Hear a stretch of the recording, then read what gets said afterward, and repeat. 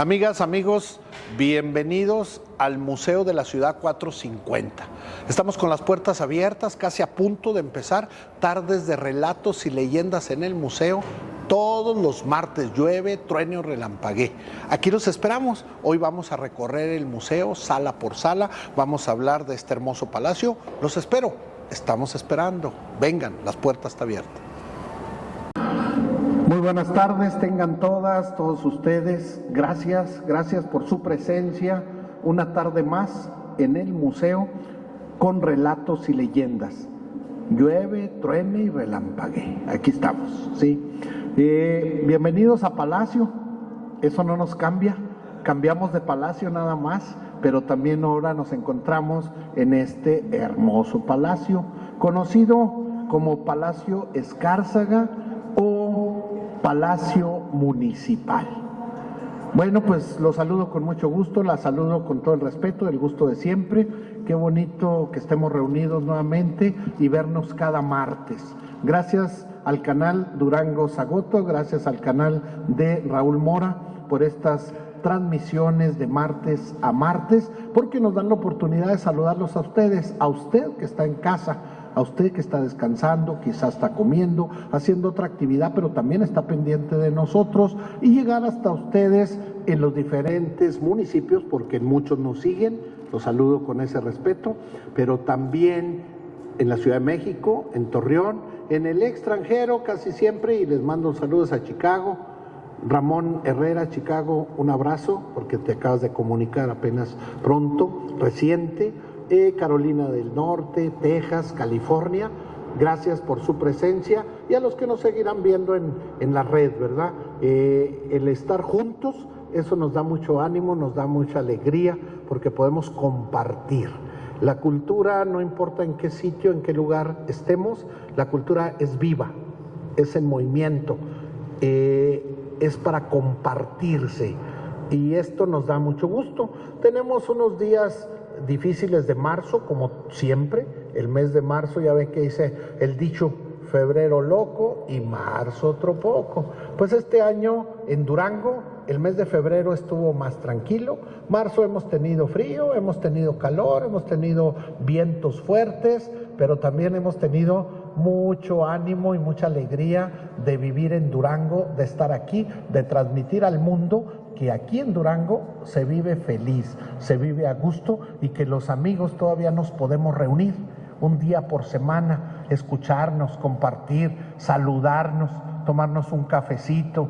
Y bueno, pues yo agradezco mucho a la maestra Lucero Acosta, que es la directora de este museo, que nos abre las puertas con mucho cariño. Lucerito, como yo le digo, gracias, le damos un abrazo, un aplauso. A don Jesús, que está en la puerta, ¿sí? que nos da la bienvenida, y Alberto Fernández, que hoy va a estar con nosotros. Alberto Fernández es guía aquí en el museo, ustedes lo van a conocer cada vez más, lo van a tener aquí presente, y vamos a hacer un recorrido con él. Este museo pertenece al área municipal. El municipio forma un instituto que se conoce como INDEVAL en siglas, pero el instituto es Instituto Municipal para el Desarrollo Humano y los Valores.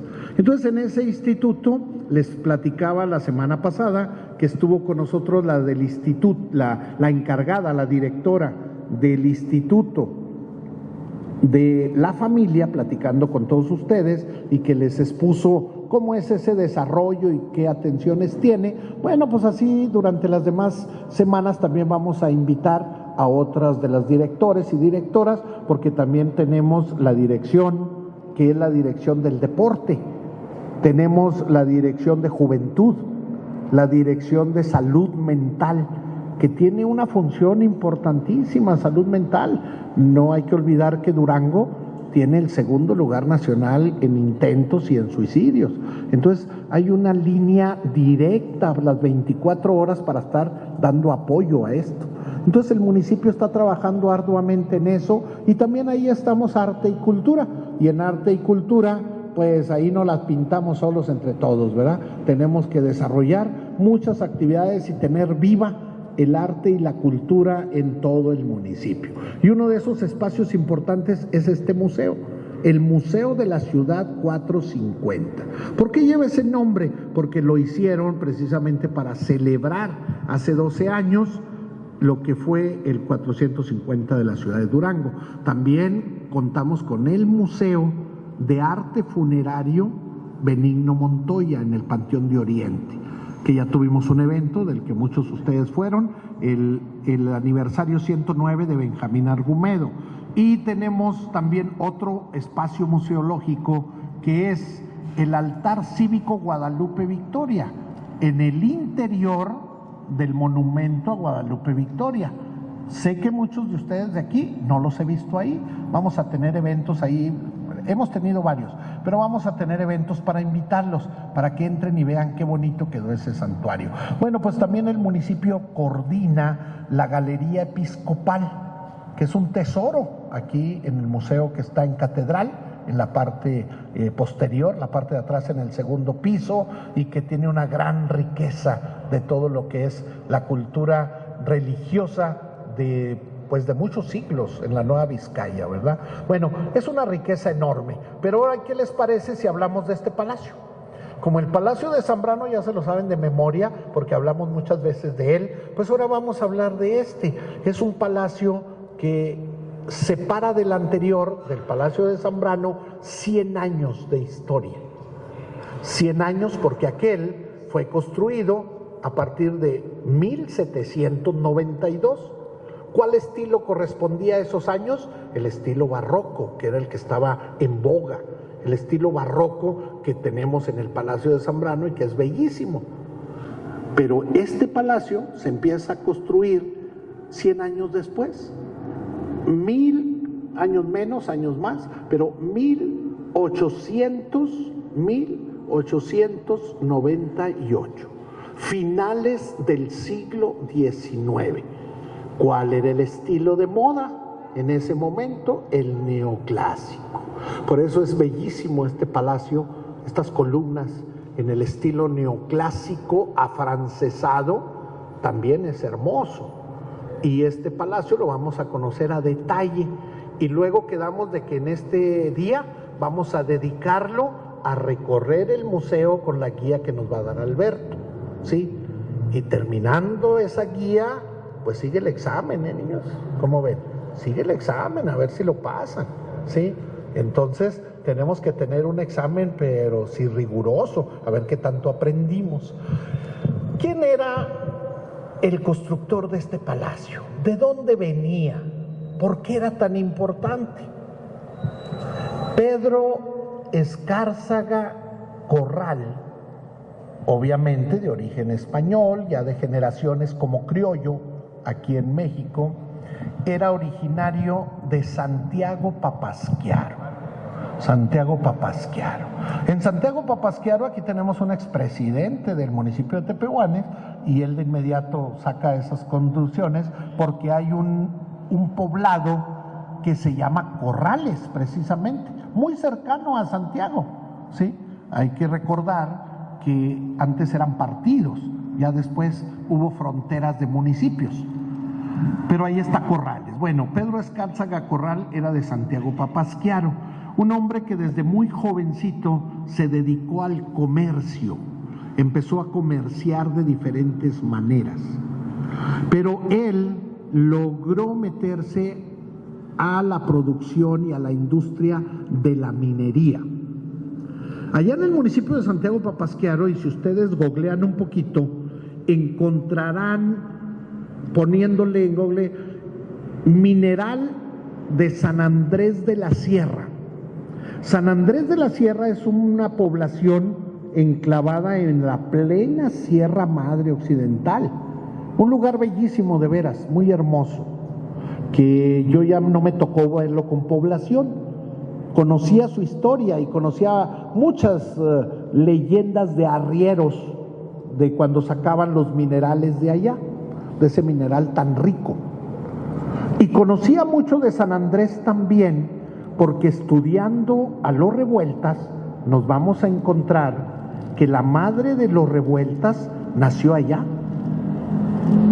La madre de Silvestre, de José, de Fermín, de Rosaura, de los grandes Revueltas. Se casa allá con don José y se viene a Santiago Papasquiaro, donde nació Silvestre y Fermín. Los demás Revueltas ya nacieron en otros lados, José aquí en Durango, Rosaura en Lerdo y en otras partes. Bueno, pues ese San Andrés de la Sierra, cuando yo ya pude verlo y llegar a la quebrada y divisar, hay un templo bellísimo que el tiempo no lo ha podido borrar. Es un templo católico, una iglesia de San Andrés de la Sierra, de estilo neogótico. Y ahí está, ese templo nos da la historia de ese rico mineral. ¿Por qué un templo tan rico y tan hermoso en un lugar tan alejado? Pues porque San Andrés de la Sierra fue un centro minero con una producción de plata y oro enorme, que dio riqueza a mucha gente y a muchas compañías. Entre ellos se hizo rico Pedro Escárzaga, minero de la Asociación Minera de San Andrés. Luego, como buen rico y como era costumbre, pues se hizo dueño de una hacienda, la hacienda de Barrazas, en Santiago Papasquiaro, muy cerquita a la cabecera. Ahora es una población, Barras, sí, por la vía del tren, pero ahí estaba una hacienda bellísima, y esa hacienda era de él. No conforme con ser muy rico en Santiago Papasquiaro, todavía se metió a la política y fue diputado por la región de Santiago Papasquiaro, ¿sí? Después de ser diputado y estando en Durango, él aquí en este predio donde estamos y un poco más al sur, aquí en la parte sur de esta casona, puso una gran tienda en toda esta parte. Aquí vivía, tenía su casa, pero aquí puso una gran tienda, un comercio muy rico. Ya hemos hablado del comercio que puso Zambrano y que yo les decía, aquí Zambrano era como un mall, entraban por esa puerta y había todo tipo de mercancías de acuerdo a la época. A veces es difícil en este momento, y más para los niños y para los que no somos tan niños, ubicar qué telas había, qué ropa había, qué zapatos había, qué adornos había para las mujeres. Todo era diferente, y qué alimentos, ¿sí? Porque ya ahorita vamos a un comercio y buscamos harina de arroz y hasta para eso batallamos. Harina de arroz, que es la que le dábamos a nuestros chiquillos para la diarrea y para el estómago, o lo que nos daban a nosotros. Y ya vamos a la tienda y es difícil encontrar esos detalles. Pues en ese tiempo el comercio y la tienda era diferente. Pues aquí había un comercio y se llamaba El Planeta Tierra. Era una tienda ya muchos años después de Zambrano. Ya estamos hablando de finales del siglo XIX. Les aseguro que en el Planeta Tierra podían encontrar casimires para los señores, sombreros de bombín, sombreros de pelo de conejo, de sombreros de pelo de camello, sombrillas, bolsos, pero otro tipo de souvenirs también y alimentos. Era una tienda importante, pero este hombre decidió cambiar. Él tenía 6 hijas, y su esposa, Lucrecia. Decidió cambiar y decir, voy a construir un palacio de acuerdo a la moda que estaba en Durango. Sí, había un ingeniero que había construido el Banco de México, el Banco de Durango, que había construido Luz y Fuerza, que era el Palomar, había construido obras importantes. Entonces él lo contrató. Y al contratarlo, se viene y ordena que demuela esa tienda y demuela todo. todo, y construir desde abajo. Quería un palacio, una casona como habitación con 16 espacios, 16, digamos, cuartos, entre cocinas, entre aposentos, entre salones de recibir, entre todo, para vivir él y su familia. Y don Estanislao Schiavosky, a veces no pronuncio bien ese apellido, pero es extranjero, y él era el ingeniero que iba a hacer esta construcción. Él pidió como estilo afrancesado, y hacen este palacio con 3 patios, y lo vemos en 2 pisos. La herrería que vemos es una herrería de la época, de fierro vaciado, hermosísima si la ven. Las columnas, lo sobrio del palacio. Lo que ustedes no se imaginan, muchos de ustedes, otros sí lo saben, es que el palacio no terminaba aquí, en este patio. El palacio era hasta el camellón de la calle 20 de noviembre. Estamos hablando de 12 metros más. Era un palacio enorme, tenía un espacio muy grande hasta allá. Ahorita que andemos en el piso de arriba, van a ver ustedes un arco principal allá y 2 portones. Y podrán decir, ah caray, ¿ese arco para dónde iba? Si no es ventana. ¿Y esos portones? Pues quien no sabe se queda con esa incógnita. Para allá, después de esos arcos, estaban los salones principales del palacio, donde la familia recibía a sus invitados, donde sin duda hubo fiestas muy suntuosas.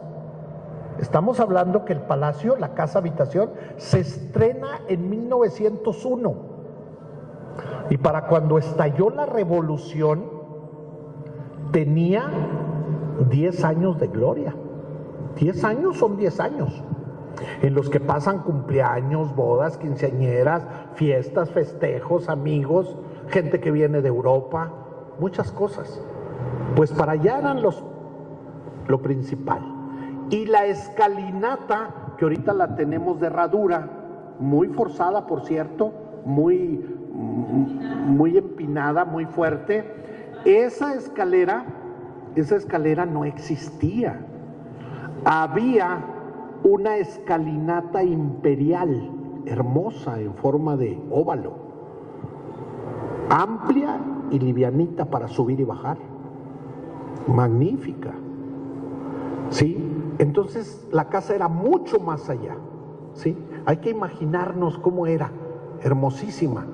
Este patio, pues lleno de jaulas de pájaros, con pájaros, llena de helechos, de plantas, de cosas hermosas, porque a doña Lucrecia le gustaba todo hermoso y cuidado. La cocina muy completa, el vestimento del palacio, los muebles selectos de orden europeo y todos al estilo afrancesado, las recámaras, las salas, el cortinaje, lujoso, hermoso, todo el palacio. Vivieron días de mucho auge, de mucha riqueza, de buenas condiciones, pero todo se acaba, todo va cambiante, indudablemente. Estalla la revolución y Durango queda en una vorágine. Durango es una ciudad muy importante en el norte para los revolucionarios. Inmediatamente que estalló la revolución en 1910, ya lo hemos platicado muchas veces, a partir del 20 de noviembre, el día 19, que fue el levantamiento más temprano en el estado de Durango, fue Gómez Palacio. En Gómez Palacio se levantan, ya sabemos, Jesús Agustín Castro, Orestes Pereira, el maestro Urrea, todos los que anduvieron en las juntas previas, y entre ellos también Benjamín Argumedo y la gente de Calixto Contreras. Pero inmediatamente después hubo más levantamientos y ya para abril de 1911 la ciudad estaba rodeada, como decía la gente de la ciudad, de revoltosos y levantados, de bandidos. Ya había señalamientos de todas las cercanías y de todos los municipios. Ya estaban las tropas de Luis Moya, ya estaba Sergio y Matías Pazuengo, ya estaban los Arrieta, ya estaba Calixto Contreras, Orestes Pereira, ya estaba la gente de Pitacio Rea, de Gregorio García, de todos asediando Durango. Y cuando se van al sitio de Ciudad Juárez con Madero, también está el sitio en Durango, para tomar Durango. Y se hizo una defensa social. Sí, ¿no? Se habla de que la independencia había la masonería que no tiene cosas. ¿También en la revolución? Por supuesto que sí, nada más que en la revolución, 100 años después de lo de la independencia, en la independencia y en la formación de la república no había partidos políticos, estaban los dos grupos masónicos, y ya en la revolución era diferente, pero por supuesto que había masones, sí, cómo no. Entonces Durango ya estaba asediado en mayo de 1911, pero llega la noticia de Ciudad Juárez que ya Madero había triunfado y que ya no era necesario tomar ninguna otra ciudad, que ya entraran pacíficos. Y aquí en Durango ya estaba todo listo para atacar, pero sin embargo, como allá triunfó Madero y renunció a la República, renunció al gobierno Porfirio Díaz, entonces ya aquí ya no fue necesario. Y aquí entraron los revolucionarios en esa ocasión pacíficamente. Y es cuando dejan a don Domingo Arrieta a cargo del orden. Y todo se pacificó por un tiempo, pero la revolución siguió. Y todos sabemos que se viene la revolución contra los colorados de Pascual Orozco en 1912, contra Madero, contra Orozco. Villa entra en acción y viene otra revuelta y otra zozobra peor para Durango. Durango entra en crisis y la gente de este palacio también, por supuesto. Sabían que Durango iba a ser tomado en cualquier momento, y fue tomado de la peor manera, vergonzosa, podemos decirlo. Nunca se le perdonó a Urbina la vergüenza de haber actuado como un verdadero bandido en Durango. El 18 de junio de 1913 entran los revolucionarios, no Villa. Villa todavía no estaba en acción, todavía no se fundaba la División del Norte. La División del Norte se integra el 29 de septiembre de ese año, del 13, pero Durango fue tomado el 18 de junio. Ya había defensa social. Toda la clase de jóvenes acomodados de Durango ya se habían uniformado, ya habían tomado clases de tiro y habían hecho ejercicios militares para defender la ciudad. A la hora de defenderla, pues no pudieron defenderla. Los revolucionarios entraron y arrasaron, dirigidos por Urbina, que era el más fuerte. Entran a la ciudad, la saquean, la destruyen, la queman. Algo parecido al domingo, no muy extraño. Sí, apenas acabamos de tener un derroche el domingo pasado, ¿sí? Si no, pues ya vieron todo aquí afuera, ¿verdad? Bueno, pues entraron los revolucionarios, quemaron los principales comercios, quemaron las casas principales, todo ardía, quedó en ruinas. Catedral fue saqueada y reunieron a los ricos para exigirles préstamos forzados. Todo ese gran dineral y tesoro que se llevó Urbina y que fue una vergüenza verdaderamente, porque saqueó. Por eso decimos, Pancho Villa y muchos otros revolucionarios eran bandidos. Pancho Villa era un bandido en su juventud, pero cuando conoció la revolución y se metió con Madero, nunca más volvió a ser bandido. Se hizo un ciudadano que luchó por la patria, pero su compadre Urbina nunca dejó de ser bandido. Así siguió. Bueno, les quiero decir que tenemos ya muchos saludos. Jesús Alfaros, Alan S. Avitia, Esme Andrade, Paco Sánchez Garza, gente de Torreón, de Zacatecas, de Colorado, un abrazo allá en Estados Unidos, de Monterrey, de Chicago, de toda la gente que se está reportando. Un saludo, un abrazo desde Durango. La ciudad quedó destruida. ¿Cómo estaría la gente aquí si las quemas eran todo a los alrededores? Era terrible esas situaciones. Mas, sin embargo, ya llegó un poco el orden. Siguió manejándose las situaciones de la revolución. No había víveres, había escasez de todo. Los revolucionarios llegaban y se llevaban lo que había en las tiendas, pero luego llegaban los federales y hacían lo mismo. La gente del campo no cosechaba. Era una crisis total. Y la familia seguía aquí, permanecía. Y las demás familias en Durango. Muchos huyeron con la revolución. Los López Negrete, la familia López Negrete era la que está aquí en contraesquina, ese edificio bellísimo que ahora es de la Universidad Lobos, pero que fue Sambors. La otra familia donde nació Dolores, allá por calle Hidalgo. Los López Negrete se fueron todos, se fueron a la Ciudad de México. Muchas familias más se fueron. Los empresarios y comerciantes se fueron.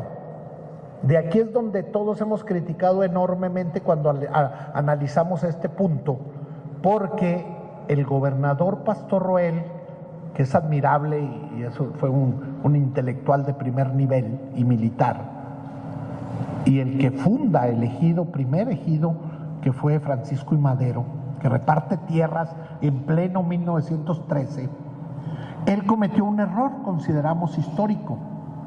Cuando todos esos ricos comerciantes y empresarios se fueron, él sacó una ley que dijo: nadie de los que se fueron pueden regresar a Durango.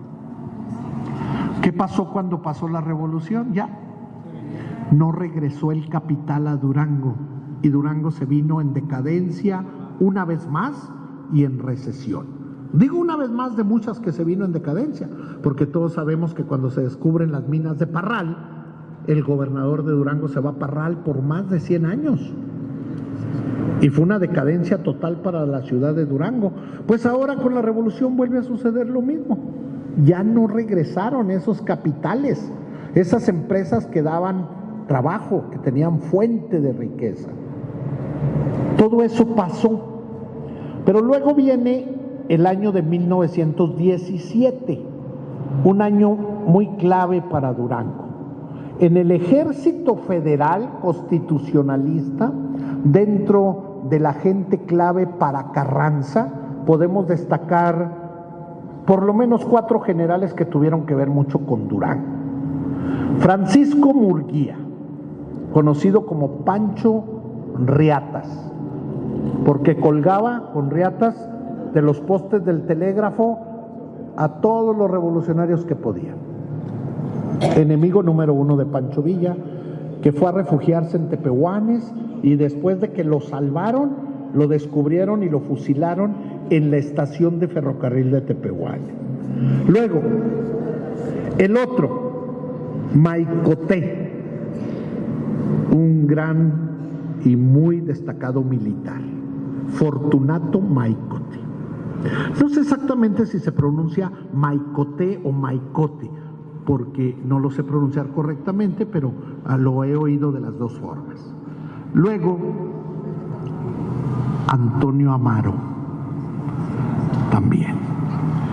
Y Gabriel Gavira. Gabriel Gavira, un gran militar, estratega. Todos federales. No todos eran duranguenses. Entonces, Gabriel Gavira llegó a ser gobernador de Durango, 1917. Gabriel Gavira era culto, era inteligente, era buen militar, muy disciplinado, muy viajado, muy paseado y muy leído. Tanto que había recorrido muchas ciudades de Estados Unidos y conocía las modernidades. Y no iba muy de acuerdo con las ciudades españolas. Ciudades españolas en México, pues Guanajuato, Tasco Guerrero, Zacatecas, aquí cercana, Durango, San Luis Potosí, Querétaro, ciudades con callecitas muy angostas y muchos callejones, porque era el modelo español. Si recorro en todas partes de España, era el estilo, pero el estilo americano, pues muy diferente. Amplias avenidas como Guadalupe Victoria, bien formadas y bien. Aquí tenemos al cronista de Guadalupe Victoria. Guadalupe Victoria y Nuevo Ideal, ¿por qué tienen esos trazos? Porque son las ciudades más jóvenes de nuestro estado, con trazos magníficos. Sin embargo, vamos a San Juan del Río o a Nazas y no es así. Nazas es muy español, con grandes manzanas, con unos caserones enormes. Y ya Victoria, Nuevo Ideal, son diferentes, obviamente, porque esos pueblos nuevos, modernos, tienen otros trazos. Pues Gabriel Gavira quería modernizar la ciudad de Durango. Imagínense ustedes, ahorita estamos aquí, pero en ese tiempo, Aram,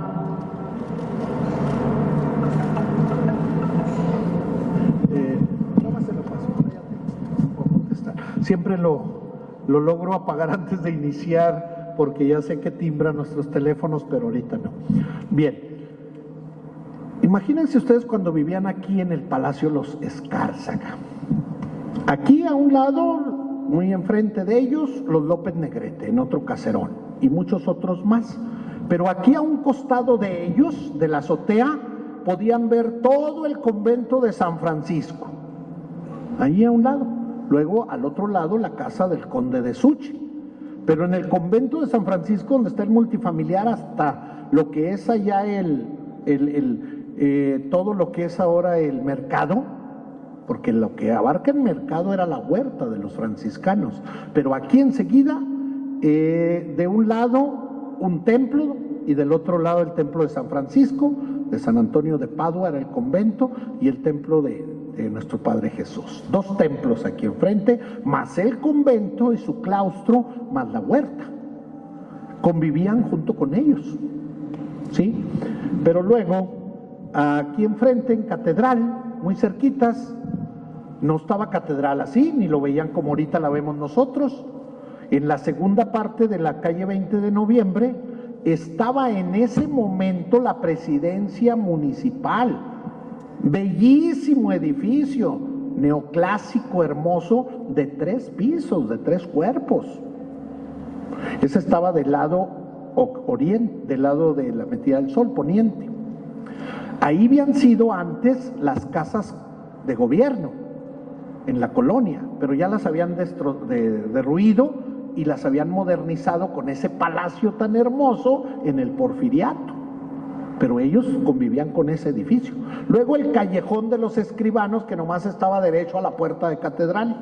Y luego el Hotel Richelieu, con arquerías en el segundo piso y en el primero, donde toda la clase alta de Durango tomaba el té, el café y se reunían a jugar, los señores y las damas también. Cartas, conquián, póker, todos los juegos que pudiera haber, ¿sí? Y luego los otros edificios de la plaza, también diferentes. Era otro Durango, con otra arquitectura, con otra forma de vida, totalmente diferente. Y luego el tranvía por la calle que ahora es 5 de febrero. Primero el tranvía de mulitas, ya lo vimos con Pedro Núñez, después el tranvía eléctrico. Era un Durango diferente, lleno de carruajes, de carros tirados por animales. La gente pobre pues con burros, la gente rica con sus buenos caballos y sus buenos carruajes, como ahorita.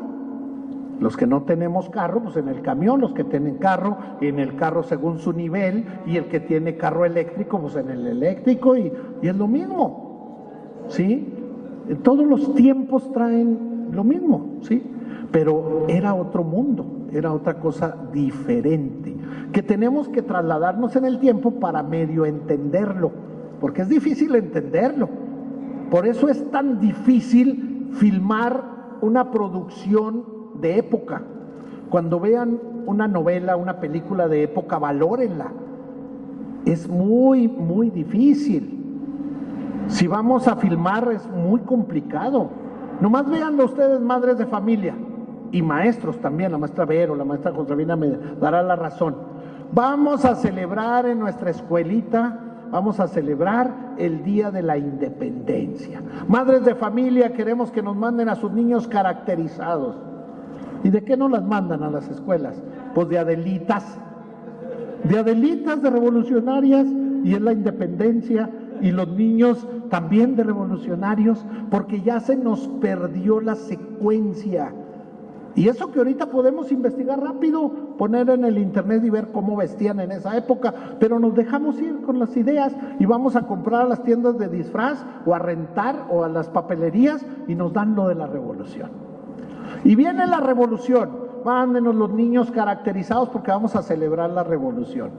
Y llegan todas las niñas con los rebozos de parisina. Y luego todos los vestidos y todo lo que llevan con blusas de la ropa, y las maestras en primer lugar con la ropa típica de Oaxaca. Pero la ropa típica de Oaxaca no era la de la revolución, pero como tiene muchas flores y bordados y todo eso, pues así se lo ponen. Entonces es difícil armar algo de época. Muchos de ustedes vivieron el aniversario que tuve del Museo Villa, que quisimos acercarnos a la época de Zambrano. Lo logramos un poco, pero aún así había sus detalles, no es tan fácil, ¿sí? Ojalá y aquí también tengamos una presentación, lo vamos a lograr, primeramente Dios, de tener una presentación de la familia Escárzaga aquí y de la época de esa. Vamos a hacerlo, eso es indudablemente. Bueno,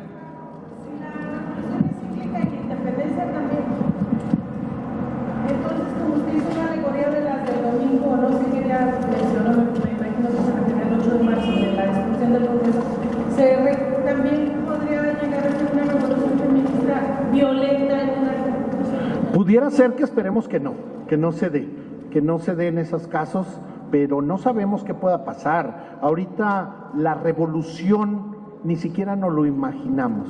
Así como la revolución de independencia fue de una forma, la revolución mexicana de otra. ¿Quién nos puede decir que en esta revolución no tengamos algo que ver con la inteligencia artificial y con otros sistemas más sofisticados? Estamos aquí en este momento, pero la ciencia y la tecnología va a grandes zancadas, mucho más a prisa que nosotros. Y hay de los de mi edad que no manejemos o que no manejen, porque sí lo manejo, la inteligencia artificial, o que no usemos esos métodos, o que no estemos metidos ya no en el WhatsApp, sino en los canales de las redes. Y todo esto que los niños y los jóvenes manejan mejor con nosotros. Pero los más maduritos, no se les duerma. Hay que estar a la vanguardia, hay que estar listos, porque si no, vamos a ser abuelos obsoletos, que no vamos a entender a nuestros niños ni a nuestros jóvenes. Tenemos que estar alerta con lo que va saliendo. Entonces la revolución que nos espera, quizá ni siquiera nos la imaginemos cómo vaya a estar. Pero todo es cíclico, todo va cambiando y todo va dando giros muy, muy diferentes. Entonces, pero yo pienso que un costal que se está, sin que se esté llenando, pues se va a acabar el costal, y cuando se acabe el dinero, ¿qué va a haber? exacto. Entonces sí, esperemos no ser tan drásticos ni estar en un apocalipsis, pero sí nos va a tocar todavía vivir cosas que no imaginamos. Bueno, siguiendo con el palacio, sabemos que en la revolución este palacio se salvó, pero en 1917 con el gobernador no se salvó. Resulta que el gobernador Gavira llegó con ideas de reformar la ciudad y de abrir avenidas, y él planeó con su gente cercana abrir una avenida principal que ahora la conocemos como Avenida 20 de Noviembre, pero en 2 camellones, con un camellón enfrente y 2 espacios, pero le estorbaban edificios. Entonces, ¿qué hizo? El hermoso Palacio Municipal, vámonos, lo destruyeron totalmente. Hay una foto donde están nada más las piedras, ya no está el palacio ni el Hotel Richelieu, y todavía hay muchos escombros en la Plaza de Armas. Esa foto existe. Pero destruyeron el Palacio de Gobierno Municipal, destruyeron el Hotel Richelieu. Pero luego sacaron un decreto para destruir el convento franciscano, el convento de San Antonio de Padua, y lo demolieron totalmente todo. Y luego abrir la calle Bruno Martínez y demolieron el templo de los jesuitas de San Ignacio de Loyola, que tenía en medio de la calle de Bruno la cúpula más grande que ha existido en Durango. Todo se fue abajo. Pero luego sacaron un decreto que le llegó por escrito a don Pedro Escárzaga. Señor, por necesidad pública vamos a tumbar una gran parte de su palacio, toda la parte norte, 12 metros al frente y todo lo que va de ancho, con una decoración preciosa que tenía en el exterior, y la echaron abajo. Afortunadamente para don Pedro, que le cayó la noticia como bomba, él ya tenía un problema de salud serio y 6 días después de que lo notificaron, murió. Murió en febrero de ese año. Murió y ya los trabajos fueron más fáciles. Destruyeron la parte del palacio, todo lo demás. Imagínense qué horrible se veía Durango en ese momento, pero bueno, todo en aras del progreso. Todo cambia. La familia siguió aquí, pero al morir don Pedro, ya no cubrieron constantemente los impuestos y se les vino un impuesto enorme y yo creo que otro poquito que le pegaron. El caso es de que se puso en venta la casona. Se quedó otra familia con ellos mientras entraron en trámites de venta y la pagó el ayuntamiento. Ya el ayuntamiento había tenido 2 presidencias, aquella que les digo y una anterior. Entonces, la presidencia, después de que tumbaron el edificio de la presidencia, se fue a otro lado. Y luego compraron aquí el palacio. Y este palacio se adecuó con otros maestros para adecuarlo para oficinas, ya no podía ser casa habitación. Hicieron esa escalinata diferente, ¿sí? Y luego en el tercer patio, allá donde están ahorita también los de regidurías y todo eso, juntas de cabildo, allá era la cárcel municipal y la pequeña estación de bomberos. Y la familia se fue de aquí. Y el 18 de junio, como aniversario de la toma y quema de Durango, pero de 1930, se inauguró como Palacio Municipal. Y de ahí fue Palacio Municipal hasta hace 12 años. Yo creo que todos lo conocimos como Palacio Municipal. Abrazos para Mario Chavarría, de San Juan del Río. Un abrazo, Mario. Saludos con mucho cariño. Maggie Herrera, Ricardo Alberto Reyes, María Chavarría,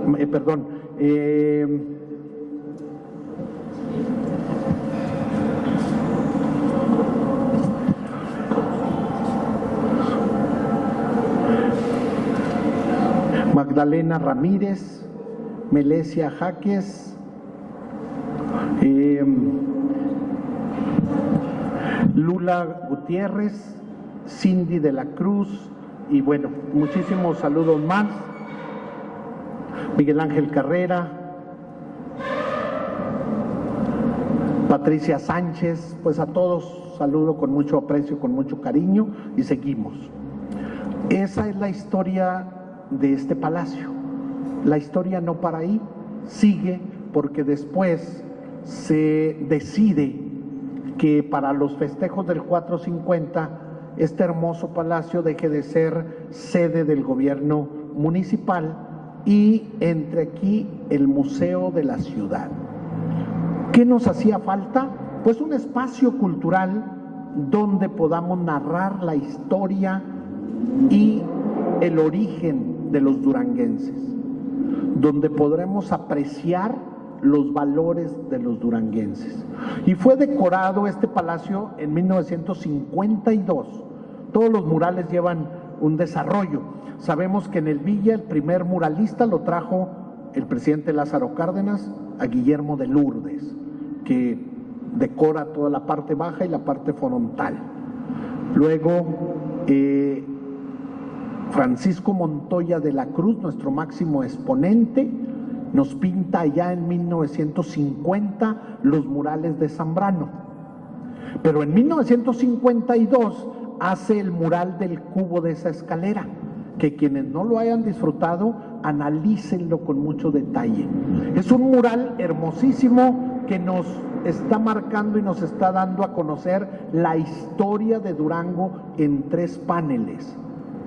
En el primero van a encontrar ustedes desde su fundación, desde el viaje de Ginés Vázquez de Mercado, el triunfo de Ibarra y los franciscanos.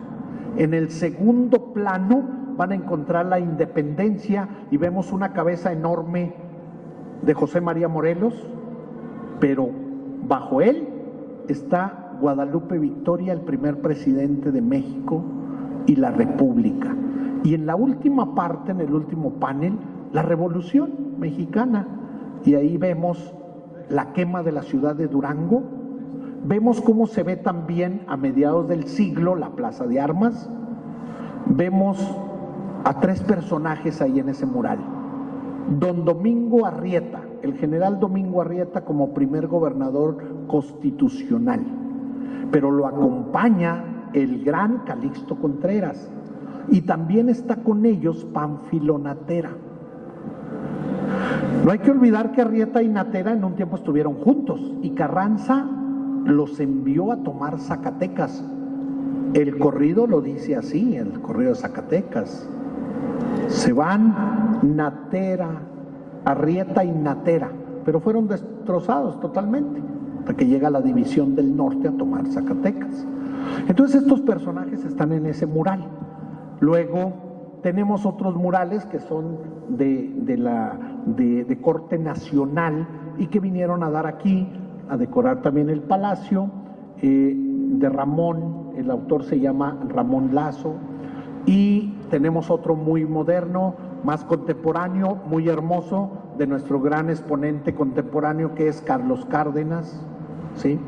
Entonces, y este otro que es de Ceniceros, el maestro Ceniceros, Guillermo Ceniceros. Entonces, sin embargo, en la sala de la Secretaría del Ayuntamiento, por la calle Victoria, más adelantito está el secretario del Ayuntamiento, y ahí en esas salas están 3 murales bellísimos de Francisco Montoya. Yo creo que muchos de ustedes, o alcen la mano quien los conoció en la Casa del Campesino, donde era una casa para estudiantes. ¿Alguien los vio, maestra? Sí. Bueno, pues esos murales en la Casa del Campesino ya tenían muchos años, desde 1937. Son maravillosos esos murales. Nos hablan de la educación y del desarrollo educativo y de las misiones culturales que le dieron vida a México. Pero en los últimos años, al iniciar el 2000, estaban en un deterioro y en una tristeza total. El licenciado Héctor Palencia Alonso, director del Instituto de Cultura, y otras entidades iniciaron una serie de movimientos para que fueran retirados de ahí. A mí me tocó estar de testigo. Esos vinieron especialistas de México, eran murales en el muro, claro, sí, a fresco, con técnicas especiales. Los desprendieron del muro, los hicieron rollo, se los llevaron a México, los restauraron, los montaron en unos bastidores de aluminio y ahí están. Creo que no es el lugar adecuado, a mi juicio. Deben estar en un museo donde todo el mundo los pueda ver, ¿sí? Pero bueno, esa es una lucha que hay que emprender. Hasta aquí quiero llegar con este tema, porque vamos a hacer el recorrido y la invitación a ustedes es a que conozcamos el museo. Entonces, Alberto Fernández nos va a guiar en el recorrido, no sin antes hacerles un comercial. El maestro Lorenzo Ortega, que está aquí presente con nosotros, el próximo martes nos va a estar presentando una temática muy bonita. Cuentos, leyendas, anécdotas, escritos, crónica que él tiene rescatada, ¿sí? Y claro que no se va a pasar de que nos platique su vida profesional, su vida en la sierra. Él es originario de un pueblo bellísimo que es San Miguel de Cruces y nos va a llevar por unos caminos muy bonitos. Pero aparte vamos a tener otro invitado también que nos va a hablar del deporte en el municipio, Adrián Ánimas, que va a estar aquí con nosotros. Debemos hacer el Museo del Agrarismo, por supuesto. Perdón, de la Secretaría de Gobierno aquí en Martínez. Perfecta.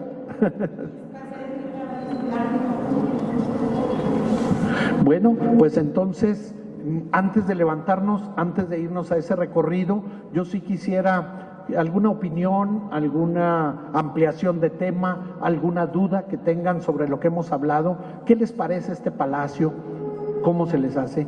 ¿Cómo vivirían en él? ¿Cuál sería su vida real? ¿Y cómo se ha transformado? Porque aún que ya ha tenido modificaciones y adaptaciones para poder ejercer como oficinas, de cualquier manera su estructura se sigue manteniendo. Nadie nos puede decir que estas columnas no son las originales, o que la herrería, los grandes patios, las terrazas. Tenemos cosas muy hermosas en este palacio.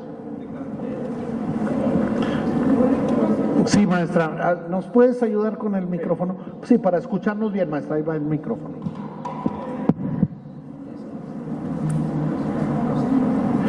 Saludos para Sara Insunza, Vanessa Avitia, Mayra Navarro y Berta Chávez.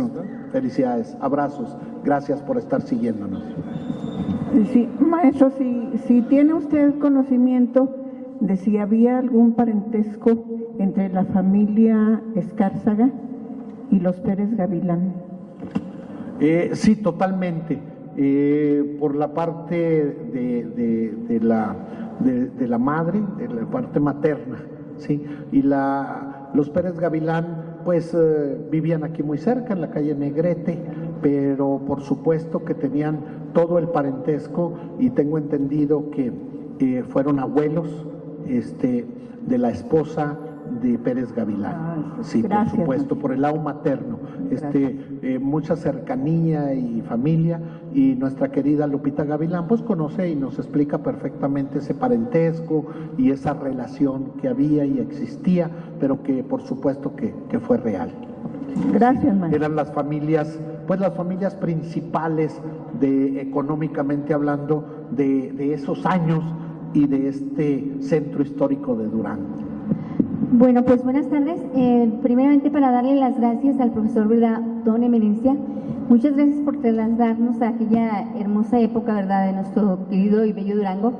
Y pues la pregunta que yo tengo es, la familia Negrete y los dueños de este palacio también se fueron a otra parte, ¿verdad?, que ya no escuché con atención. No, les decía, yo les comentaba que les puse como ejemplo que muchos empresarios y familias como la familia López Negrete se fueron de Durango, porque así fue. El Dolores del Río se fue muy niña de Durango y muchas otras familias, como lo hicieron en los municipios. San Juan del Río, las familias principales pues también se fueron. Los Díaz Couder, los Rodríguez, se fueron a refugiar a las ciudades porque sentían que estaban más seguros, porque había pues más militares o más vigilancia, que no era tanto así. Las ciudades también fueron tomadas, pero se fueron.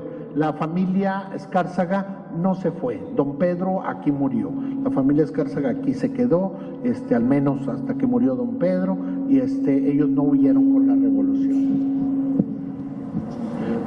Sí, ahí luego cuando vayamos a un evento al Museo de Artes Funerario vamos a tener la precaución, y qué bueno que Aram nos lo dice, nos lo recuerda.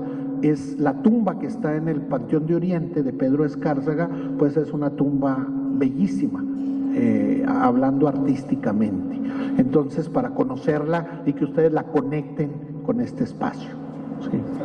La esposa, ¿dónde originaria? Yo no escuché. De Santiago Papasquiaro, de allá vinieron ellos.